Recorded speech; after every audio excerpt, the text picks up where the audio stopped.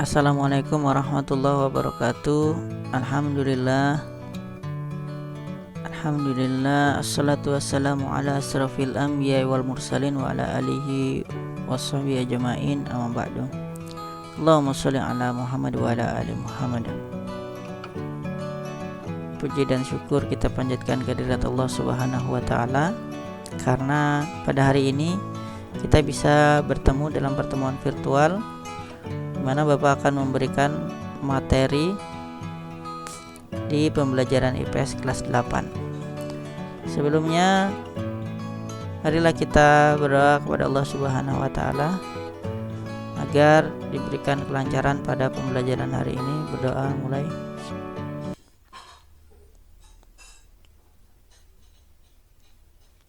Berdoa selesai. Ya. Sebelumnya kalian absen dulu ya, silakan diisi absen virtualnya. Nah, pada pertemuan kali ini semoga anak-anakku sekalian sehat semua dan tidak ada masalah dan tidak ada kendala suatu apapun. Oke, pada pertemuan kali ini Bapak akan masuk di bab yang ketiga. Ini pertemuan 2 ya. Pertemuan 1 Bapak sengaja memberikan pengantar dari Kukar Pintar, namun Bapak rasa ada yang kurang, jadi Bapak tambahkan pada pertemuan yang kedua. Simak bukunya masing-masing dan perhatikan dengan baik dan catat apabila ada hal-hal yang perlu untuk dicatat. Jangan sampai terlewatkan. Ya, kita langsung ke slide berikutnya. Bab 3, keunggulan dan keterbatasan antar uang serta pengaruhnya terhadap ekonomi, sosial, dan budaya di Indonesia dan ASEAN. Adapun kompetensi dasar yaitu 3.3 menganalisis keunggulan dan keterbatasan ruang dalam permintaan dan penawaran serta teknologi dan pengaruhnya terhadap interaksi antar uang bagi kegiatan ekonomi, sosial, dan budaya di Indonesia dan negara ASEAN. Adapun kompetensi dasar keterampilan yaitu 4.3 yaitu menyajikan hasil analisis tentang keunggulan dan keterbatasan ruang dalam permintaan dan penawaran serta teknologi dan pengaruhnya terhadap interaksi antar uang bagi kegiatan ekonomi, sosial, dan budaya di Indonesia dan negara ASEAN. Adapun tujuan pembelajaran kita pada hari ini yaitu setelah mempelajari materi ini, siswa diharapkan mampu untuk 1. Menjelaskan keunggulan dan keterbatasan antar uang dalam permintaan, penawaran, dan teknologi. 2. Mendeskripsikan pengertian pelaku ekonomi, serta yang ketiga, mengidentifikasi peran pelaku ekonomi. Nah, pada hari ini kita akan mempelajari keunggulan dan keterbatasan antar uang serta peran pelaku dalam perekonomian, di mana dibagi 3 sub, yaitu 1. Pengaruh keunggulan lokasi terhadap kegiatan ekonomi dan pengaruh keunggulan lokasi dalam perkembangan teknologi. Yang kedua yang akan kita pelajari adalah pengertian ekonomi. Sedangkan yang ketiga adalah jenis pelaku ekonomi dan peran pelaku ekonomi dalam perekonomian nasional. Oke, kita masuk kepada yang pertama yaitu pengaruh keunggulan lokasi terhadap kegiatan ekonomi. Ya. Jadi, dalam kegiatan di pasar itu terdapat kegiatan tawar-menawar ya.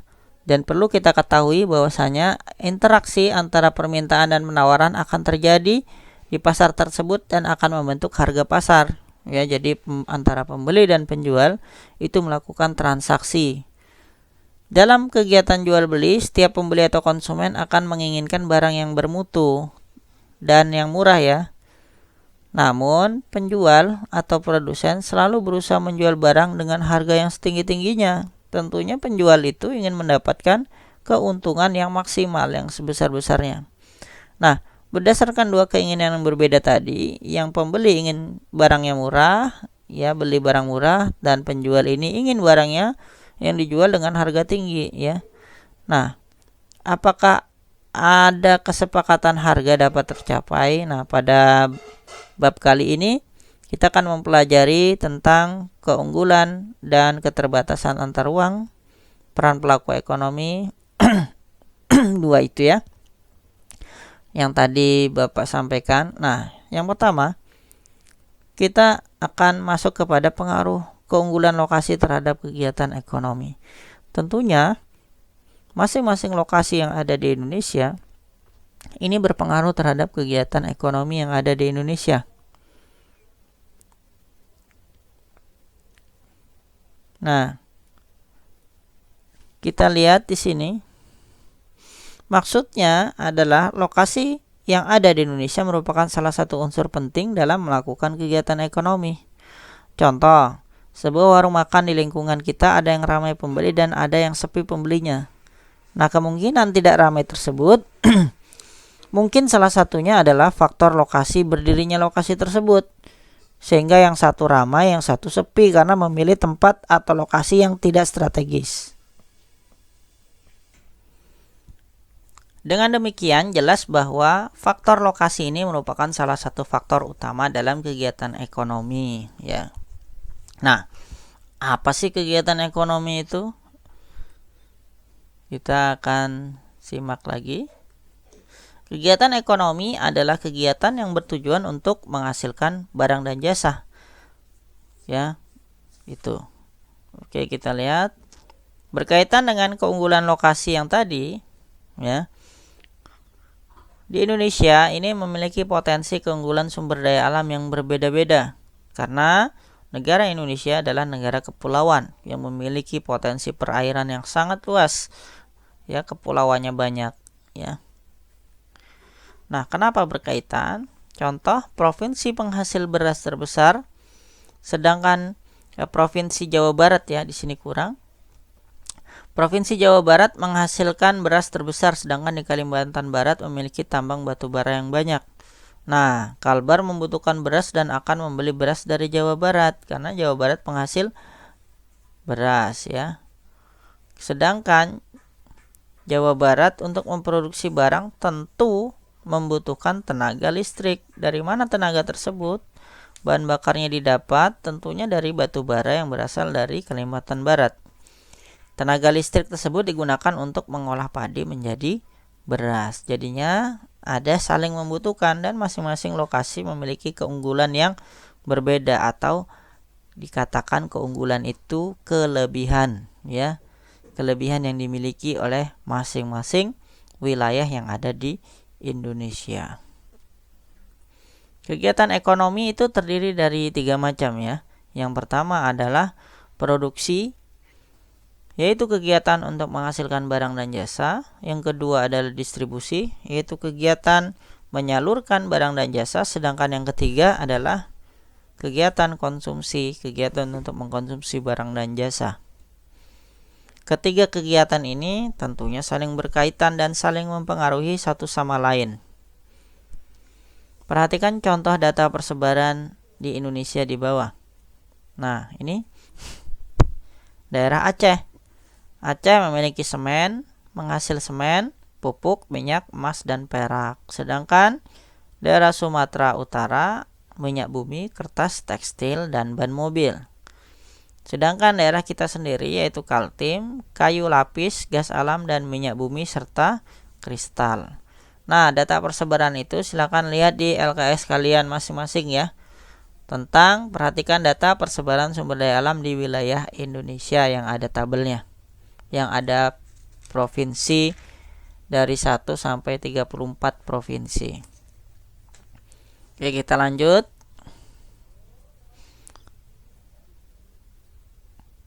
Nah, potensi pengaruh keunggulan lokasi dalam perkembangan teknologi. Ya, pengaruh keunggulan lokasi dalam perkembangan teknologi. Potensi lokasi ini juga berpengaruh atau kelebihan-kelebihan yang dimiliki oleh wilayah tertentu berpengaruh terhadap perkembangan teknologi. Tanpa adanya perkembangan teknologi, tentu akan sulit bagi masyarakat melakukan kegiatan ekonomi. Nah, kita lihat pengaruh yang pertama, yaitu pengaruh keunggulan terhadap perkembangan teknologi transportasi, di mana Indonesia ini negara kepulauan dan dikelilingi oleh perairan. Nah, lokasi Indonesia yang memiliki kepulauan dan perairan yang sangat luas tersebut membuat Indonesia unggul dalam segi transportasi baik darat, laut maupun udara. Kita bisa lihat zaman dulu nenek moyang kita, ya, ada lagunya, nenek moyang kita tuh seorang pelaut, ya. Tentu nenek moyang kita itu banyak membuat kapal-kapal besar untuk berlayar dari satu pulau ke pulau lainnya, bahkan sampai ke luar negeri. Kita lihat kerajaan Majapahit, ya, dulu membuat kapal yang besar, ya, dan sampai menguasai hampir, ya, wilayah yang ada di luar Indonesia itu dikuasai. Karena kondisi seperti itu, mau tidak mau, ya, harus membuat alat transportasi yang memadai. Yang B, yang kedua, pengaruh keunggulan terhadap perkembangan teknologi komunikasi. Karena wilayah Indonesia yang saling berjauhan, ya, dan kepulauan, maka dulu masyarakat dalam berkomunikasi itu menggunakan kentongan. Contohnya, misalkan dalam film-film tuh kita lihat tuh kalau ada masyarakat di pedesaan dalam mengumpulkan orang, kalau ada bencana itu pakai kentongan, dipukul baru kumpul, ya. Nah, itu semakin membuat alat komunikasi yang sangat dibutuhkan, ya. Jadi komunikasi itu sangat penting, ya, terhadap perkembangan teknologi, ya, di wilayah Indonesia. Jadi harus mengembangkan teknologi lebih lagi, ya, lebih besar lagi. Nah, komunikasi yang dilakukan itu bertahap, ya. Kalau zaman dulu ada surat menyurat, ya, kemudian lama kelamaan karena perkembangan semakin maju, akhirnya sekarang menggunakan komunikasi yang berbasis digital. Contohnya sekarang kita belajar ini yang tadinya tatap muka, sekarang pembelajaran secara daring atau virtual. Nanti suatu saat menggunakan Zoom atau Google Meet. Oke, yang kedua kita masuk, ya. Jadi itu yang penjelasan yang pertama tentang pengaruh keunggulan lokasi terhadap kegiatan ekonomi, ya, itu. Nah, sekarang kita masuk di pelaku ekonomi. Ya, dalam kegiatan perekonomian tentu ada namanya pelaku ekonomi. Itu di LKS ada di bukunya, silakan lihat masing-masing. Tapi yang ini lihat di penjelasan Bapak dulu, biar kalian paham dan nggak gagal paham. Oke, apa itu pelaku ekonomi? Perhatikan gambar berikut. Ya, itu. Apa kegiatan ekonomi yang sedang dilakukan pada gambar tersebut? Ya, ini adalah apa? Para petani, ya, dia mengumpulkan barang dijual ke tengkulak, ya. Petani sayur. Kemudian ini pedagang, ya, merangkai apa namanya ini, pedagang payung kertas. Ini menyalurkan barang, ya, dari pelabuhan mau diangkut ke masing-masing daerah. Nah, ini adalah dari sini diangkut disalurkan ke sini, ya, menjadi beras, ya. Tapi beras itu diolah menjadi nasi dan dimakan, ya, itu. Oke. Ini pelaku ekonomi semua, ya. Kita lihat. Nah, jadi pelaku ekonomi adalah seorang individu atau kelompok atau lembaga yang terlibat di dalam kegiatan perekonomian, baik konsumsi, distribusi maupun produksi. Ingat, individu, kelompok atau lembaga, ya. Jadi pelaku itu bisa seseorang, satu orang, bisa kelompok atau lembaga atau instansi yang terlibat dalam perekonomian, baik konsumsi, distribusi maupun produksi. Nah, jenis-jenis pelaku ekonomi dan apa saja peran pelaku ekonomi dalam perekonomian. Jenis pelaku ekonomi yang pertama, ada rumah tangga produsen atau RTP. ada rumah tangga konsumen atau RTK, ada rumah tangga pemerintah, dan ada rumah tangga luar negeri. Rumah tangga produsen, konsumen atau keluarga RTK, rumah tangga pemerintah, dan rumah tangga luar negeri ini. Ya, ini pengertiannya. Jadi ada 4 pelaku ekonomi, ya. Sudah jelas ya? Dipahami dulu. Jadi nggak bertanya-tanya lagi. Kita lanjut. Yang pertama, rumah tangga produsen. Kita lihat tuh. Apa itu gambarnya? Ya, itu adalah gambar produsen atau pabrik penghasil saus dan kecap. Dan kedua, perakitan mobil, ya. Pabrik penghasil atau perakit mobil. Nah, ini perusahaan adalah suatu badan usaha. Ini suatu perusahaan, ya. Pabriknya punya perusahaan. Adalah suatu badan usaha yang menjalankan suatu kegiatan untuk menghasilkan produk, barang dan jasa dengan tujuan utama memperoleh keuntungan. Ini produsen, penghasil barang dan jasa. Ya, rumah tangga produsen. Itu berkaitan dengan perusahaan. Sedangkan jadi kalau yang tadi rumah tangga produsen itu ya perusahaan ini ya pengertiannya. Nah, sedangkan yang kedua rumah tangga konsumen atau keluarga. Kalau yang ini produsen atau perusahaan. Ini konsumen atau keluarga. Nih, gambar siapakah itu? Itu gambar Gen Halilintar.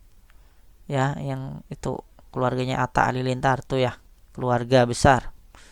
Nah, ini adalah pelaku ekonomi yang memiliki ruang lingkup terkecil. Ya, anggota pelakunya terdiri dari ayah, ibu, dan anak. Yang ketiga, rumah tangga pemerintah. Pemerintah adalah lembaga pemerintahan yang bertugas untuk memantau kegiatan ekonomi yang berjalan. Ya. Jadi pemerintah ini bertugas untuk memantau kegiatan. Jadi kalau nggak ada pemerintah, pasar itu ya yang kuat tambah kuat, ya, yang lemah tambah lemah. Kasihan para pedagang, tidak ada yang melindungi. Nah, pemerintah membuat aturan, ya. Kalau nggak ada aturannya, jadi hukum rimba jadinya, ya, bahaya. Makanya itulah perlunya adanya aturan. Sama di sekolah. Kalau nggak ada aturan, anak-anak akan membuat kekacauan, ya. Rambutnya gondrong, kemudian ke sekolah itu mengganggu temannya, ya, dan lain sebagainya, akan tercipta kekacauan. Makanya sekolah yang mengontrol, membuat tata tertib. Sama dengan pemerintah. Kalau berjualan ada undang-undangnya, ada aturannya. Kita masuk kepada rumah tangga pemerintah. Rumah tangga pemerintah ini juga bertindak sebagai produsen. Ya, pemerintah juga bertindak sebagai produsen. Ini perusahaan-perusahaan yang ada Garuda Indonesia, ada perusahaan Timah, ada Indofarma, ya, ada Telkom, ya, ada Pusri, Skovindo, ini Pegadaian, BRI, Pos, ya, Jamsoste, Pos Indonesia, ya. Dan semua ini adalah bertindak sebagai produsen pemerintah. Berdasarkan Undang-Undang 1945 Pasal 33 Ayat 2 yang berbunyi, cabang-cabang yang penting bagi negara dan yang menguasai hajat hidup orang banyak dikuasai oleh negara. Apa wujud yang nyata kegiatan produksi yang dilakukan pemerintah? Yaitu pemerintah menyediakan kredit, ya, atau pinjaman kepada masyarakat melalui pegadaian, bahkan melalui bank juga ada, ya, kredit usaha rakyat atau KUR. Kemudian pemerintah menjaga ketersediaan pupuk, contohnya yang diproduksi oleh PT Pupuk Kujang dan Pupuk Sriwijaya. Kemudian pemerintah memastikan ketersediaan minyak dan gas, ya, lewat mana? Pertamina. Itu contoh kecil, ya, kegiatan pemerintah sebagai produsen. Ya, itu. Sekarang kita akan membahas tentang peran pelaku ekonomi dalam perekonomian. Apa saja perannya? Tadi, ya, ada rumah tangga produsen, ada rumah tangga konsumen, ya, ada rumah tangga pemerintah dan masyarakat luar negeri atau rumah tangga luar negeri. Rumah tangga perusahaan atau produsen. Apa saja peran rumah tangga produsen? Dia ada 4 peran, ya. Bisa bertindak sebagai produsen, sebagai penyalur atau distributor, sebagai agen pembangunan, dan sebagai pengguna faktor-faktor produksi. Faktor produksi itu ada tanah, ya, dan lain sebagainya. Tenaga kerja itu faktor produksi. Ada yang lainnya. Sedangkan rumah tangga keluarga atau konsumen perannya ada 2, sebagai konsumen dan sebagai penyedia faktor produksi, ya. Sebagai penyedia faktor produksi, ya, kalau rumah tangga keluarga itu ya para pekerjanya, ya. Itu balas jasanya berupa apa? Dia bekerja digaji oleh perusahaan. Rumah tangga pemerintah ini ada 4, ya. Memanfaatkan layanan sumber daya manusia dari rumah tangga konsumen. Yang kedua, memanfaatkan barang dan jasa dari rumah tangga produsen, untuk penyelenggaraan pemerintah dan meningkatkan kesejahteraan masyarakat. Peran yang ketiga, berusaha menciptakan kondisi yang baik untuk berusaha dengan menjaga stabilitas harga dan memberlakukan peraturan. Ini tadi, ya, iklim berusaha supaya tetap lancar, ya, nggak ada gangguan. Sedangkan yang keempat perannya adalah melakukan penyaluran atau distribusi pendapatan agar tidak timbul jurang pemisah antara yang kaya dan yang miskin. Kayak sekarang, ya, karena adanya COVID-19, akhirnya masyarakat itu terpuruk, nggak bisa beli, makanya dikasih bantuan, ya. Dikasih bantuan atau stimulus. Bantuan itu kalau pedagangnya dikasih bantuan langsung tunai, kalau masyarakatnya, ya, dikasih bantuan paket sembako dan lain sebagainya, ya. Kemudian para guru dan pekerja diberi bantuan upah, ya, yang kemarin itu disalurkan lewat jam sostek, kemudian disalurkan lewat upah yang nanti akan dibelanjakan kepada masyarakat. Kalau masyarakat tidak punya uang, bagaimana mau bisa belanja, ya, sedangkan kondisinya sekarang banyak ditutup, ya, nggak boleh berkerumun. Makanya pemerintah ngasih bantuan supaya ada peredaran uang. Kalau uang tidak berputar di masyarakat, nggak ada yang belanja pedagangnya, ya tutup lagi nanti pedagangnya, warung-warungnya. Makanya pemerintah uangnya itu untuk dibelanjakan ke pedagang, ya, itu. Oke, kita lanjut. Peran masyarakat luar negeri. Nah, masyarakat luar negeri ini berperan sebagai konsumen, produsen, investor, dan tenaga ahli. Siapa aja masyarakat luar negeri? Orang yang berasal dari luar negeri atau orang Indonesia yang bekerja di luar negeri, ya. Barang-barang kita yang diekspor ke sana juga mereka beli, ya. Nah, mereka bertindak sebagai konsumen, ya. Kemudian orang-orang kita atau orang-orang luar yang bertindak sebagai penjual, pembuat bahan-bahan yang untuk dikirim ke Indonesia, itu dikatakan berperan sebagai produsen. Bisa juga orang luar negeri, ya, atau para pekerja Indonesia yang bekerja di luar negeri, ya, mereka mendirikan memiliki uang untuk atau barang atau alat-alat teknologi yang kita tidak punya, mereka punya barang modalnya, ya. Nah, mereka investasikan, menanamkan modal di Indonesia. Jadi sebagai investasinya dia, ya, investor yang berasal dari orang-orang luar, ya. Karena kita kurang, akhirnya mereka ini uangku, atau ini aku punya alat, silakan jalankan buat perusahaan karena alat-alatnya lengkap, ya. Itu bisa berupa uang atau barang, ya, yang diinvestasikan di Indonesia, membuat perusahaan di Indonesia, ya. Contohnya perusahaan perakitan mobil, ya, itu juga bisa, atau perusahaan makanan atau minuman, ya.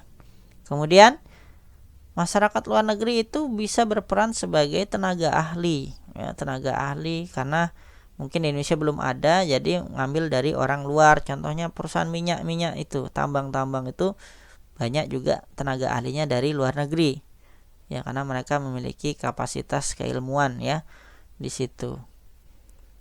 Nah, selebihnya nanti kalian bisa baca di situ, ya, rumah tangga keluarga yang ada di buku, ya, itu macam-macamnya. Ada rumah tangga berdasarkan anggota keluarga, ya, banyak, ya. Ada rumah tangga berdasarkan status ekonomi, ada rumah tangga berdasarkan tempat tinggal, ya. Kemudian rumah tangga perusahaan itu ada macam-macam, ya, perusahaan ekstraktif, ya, perusahaan agraris dan perusahaan industri, ya, nanti kalian baca, ya.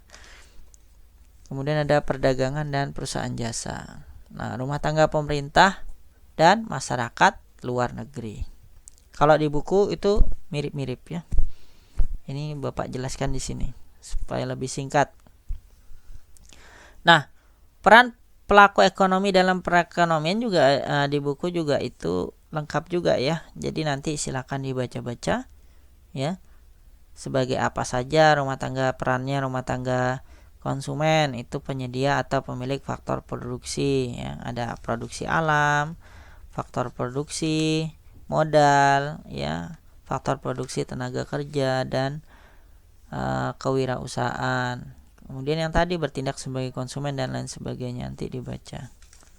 Nah, yang ini adalah masyarakat luar negeri, ya, sebagai konsumen, sebagai produsen, investor dan tenaga ahli. Kalau di buku sama, pengekspor barang dan jasa, pengimpor barang dan jasa, pengekspor faktor-faktor produksi, pengimpor faktor produksi, dan mitra dalam kerjasama ekonomi. Kalau yang Bapak jelaskan ini ada 4, sama aja, sebagai konsumen, produsen, investor, dan sebagai tenaga ahli. Boleh kalian mengambil dari sini atau dari LKS, sama saja. Nah, sebagai produsen, rumah tangga sebagai produsen ini bertindak sebagai produsen, artinya menentukan barang atau jasa yang akan diproduksi, kemudian menentukan proses pengelolaan produksi barang dan jasa, memastikan barang dan jasa yang diproduksi dibutuhkan oleh konsumen, nih perusahaan mobil, ya. Nah, perannya sebagai distributor maksudnya adalah ini ada Poco Harum, ya, dan lain sebagainya, Pertamina, Honda. Nah, berperan rumah tangga produsen itu atau perusahaan, dia juga perannya sebagai distributor, maksudnya dia juga menghasilkan barang, juga harus memasarkan, ya. Kalau nggak dipasarkan nanti bangkrut, ya. Bagaimana caranya? Dengan membuka cabang perusahaan di daerah provinsi lain atau kota, membuat promosi, itu Pucuk Harum buat promosi, mengadakan perdagangan dan memiliki armada angkutan. Kalau nggak ada armadanya nggak bisa disalurkan. Jadi peran yang ketiga sebagai konsumen, ya. Nih. Jadi pengadaan bahan pokok, pengadaan alat dan bahan, dan pendanaan upah karyawan, ya, ini digaji, yaitu. Ini nggak usah, ya. Kemudian rumah tangga konsumen, ini penjelasannya lagi. Tadi perannya sebagai distributor. Ini kalau rumah tangga konsumen atau keluarga membuka warung, ya, itu orang rumahan, di samping dia makan atau menjadi konsumen, dia juga membuka warung kecil, ya. Tujuannya untuk mendapatkan tambahan penghasilan. Jadi barang-barangnya disalurkan lewat warung. Nah, ini. Nah, rumah tangga konsumen atau keluarga ini bertindak sebagai konsumen, ya. Kegiatan ekonomi dalam rumah tangga keluarga adalah konsumsi, ya, jadi dia mengkonsumsi barang dan jasa. Ini beberapa faktor yang mempengaruhi banyak sedikitnya konsumsi rumah tangga keluarga, yaitu jumlah pendapatan keluarga, jumlah anggota keluarga, status sosial ekonomi, harga barang dan jasa yang dibutuhkan. Ya, semakin banyak pendapatan keluarga ini berpengaruh loh terhadap konsumsi. Dia banyak beli, ya, banyak belanja. Anggota keluarganya banyak, juga banyak belanja ke warung, ya. Kemudian status sosial ekonomi keluarga. Nah, ini juga mempengaruhi ya. Yang kaya itu biasanya gampang aja mau beli ya, tapi yang masyarakat menengah dan miskin kasihan. Mau beli aja dia sedikit-sedikit ya, karena menghemat ya. Kemudian harga barang dan jasa itu kalau harganya mahal tentu ya berpengaruh atau murah. Kemudian sekarang peran rumah tangga pemerintah itu sebagai distributor ya, untuk menyalurkan, perannya sebagai penyalur ya. Contohnya ini buat kartu-kartu apa ini, KIP yang kalian punya itu, kartu sehat ya, kartu keluarga sejahtera, dan melakukan operasi pasar ya. Ini pemerintah ini di samping juga produsen ya, dia bertindak sebagai distributor ya, bukan produsen. Jadi pemerintah bertindak sebagai penyalur ya, ini menyalurkan barang dari yang kelebihan kepada yang kekurangan ya, supaya merata. Ini operasi pasar supaya harga bahan pokok sembako murah. Itu. Tadi bertindak sebagai distributor, sekarang bertindak sebagai konsumen. Ini contohnya. Sebagai konsumen, pemerintah juga membutuhkan banyak barang ya. Ini di rumah sakit kan pemerintah ini yang punya. Ini pemerintah semua. Bagaimana? Ya, tentu pemerintah membeli ya, membeli barang juga ya, untuk kegiatan rapat, survei. Ini sekolah negeri nih, negeri punya pemerintah kayak punya kita MTS. Itu uangnya dari mana? Dari rakyat, dari masyarakat, dikelola pemerintah ya. Kemudian pemerintah juga beli barang-barang itu perlu ya. Komputer perlu, sekolahan perlu, kertas, kendaraan. Guru-gurunya yang bayar siapa? Pemerintah ya. Ya, ini sekolah pemerintah ya, jadi sebagai konsumen.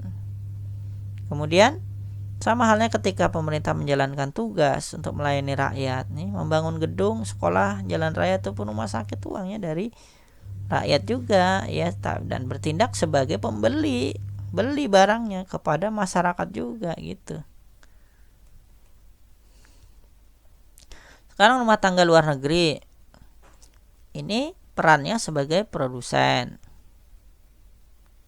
ya. Masyarakat juga melakukan kegiatan produksi. Kegiatan akan tampak pada aktivitas berikut. Masyarakat luar negeri ini menghasilkan barang yang tidak diproduksi negara lain ya, jadi diimpor dari sana ke dalam negeri, ke sini Indonesia kita beli. Kemudian melakukan penanaman modal ya, kemudian memberikan pinjaman kepada negara yang membutuhkan. Indonesia butuh apa, nanti dikasih pinjaman atau bahasa lainnya hutang ya. Mengirimkan tenaga kerja dan tenaga ahli ke negara yang membutuhkan, atau tenaga kerja Indonesia ya. Itu bisa yang ahli ya, ada yang bisa yang kasar ya.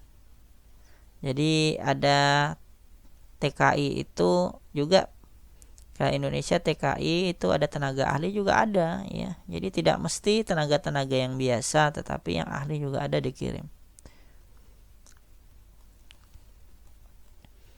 Nah, rumah tangga luar negeri juga berperan sebagai distributor, penyalur, sebagai investor modal, sebagai tenaga ahli, sebagai penyalur barang produksi. Nah, rumah tangga luar negeri juga bertindak sebagai konsumen ya. Sebagai konsumen, dia membeli barang kita. Indomie kirim ke luar negeri dibeli ya, di Korea itu juga laku. Ya, kemudian orang luar yang pergi ke negara kita jadi turis. Nah, itu ya.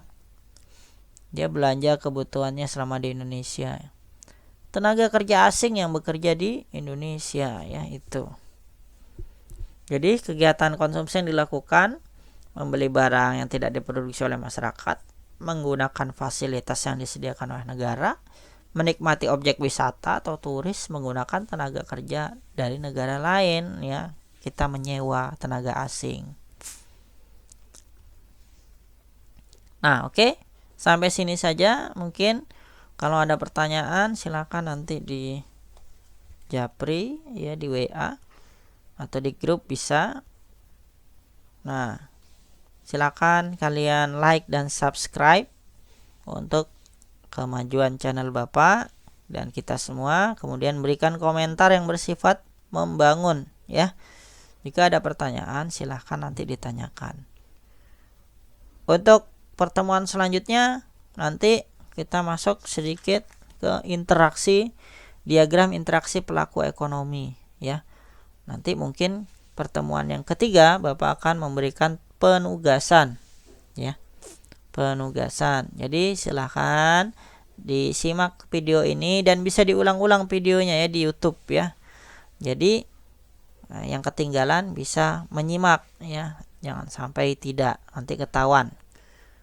Ya, dari 3 kelas 8A, B dan C yang menyaksikan silakan like dan memberikan komentar ya. Memberikan komentar, nanti Bapak absen di situ komentarnya siapa aja yang komen ya. Yang tidak komen berarti tidak menyimak, berarti Bapak tahu, Bapak catat ya, Bapak catat dan nanti akan diberikan teguran ya. Dah, mudah-mudahan pembelajaran hari ini sampai di sini, mudah-mudahan pada mengerti semua. Dan kurang dan lebihnya Bapak mohon maaf yang sebesar-besarnya. Terima kasih, sampai jumpa lagi di pertemuan yang ketiga. Wassalamualaikum warahmatullahi wabarakatuh.